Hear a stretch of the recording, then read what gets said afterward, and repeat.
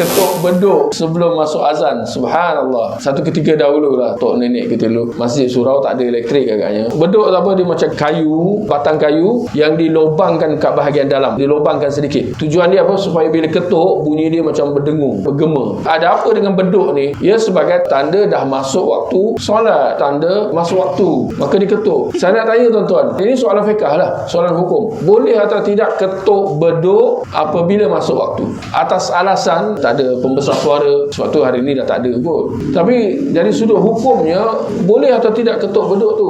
Jelasnya orang yang mencadangkan beduk tu dia tak tahu asal usul sejarah azan. Macam mana asal usul sejarah azan? Ada berlaku, dibincangkan dalam kalangan Nabi dan sahabat. Bagaimana ada seorang sahabat kata kepada Rasulullah, "Ya Rasulullah, kita bunyikan macam trumpet." Nabi kata itu orang Yahudi. Ada yang kata, "Oh, kita bunyikan loceng." Nabi kata itu orang Nasrani. Maknanya cadangan tu dah ada dah, dipanjangkan kepada Rasulullah, dan Rasulullah tolak. Rasulullah tak terima dia bunyikan trumpet tu, gunakan loceng. Nabi tak terima. Sebab apa? Kerana dia menyerupai orang-orang kafir. Sehinggalah seorang sahabat tu dia bermimpi. Dia mimpi azan itu dan dia sampaikan, diceritakan kepada Rasulullah SAW, dan Rasulullah memperakuinya. Jadi tidaklah daungan azan itu diazankan dengan cara yang sedemikian, melainkan untuk nak menyelisih orang-orang kafir, orang-orang Yahudi dan Nasrani. Kemudian ada yang datang, didatangkan pula dengan beduk tersebut. Sedangkan beduk ini kita kata tak ada kena-mengena. Jika ia baik, niscaya sahabat telah memulakan beduk itu sendiri. Tetapi mereka tak buat beduk itu, sebaliknya dilaungkan azan.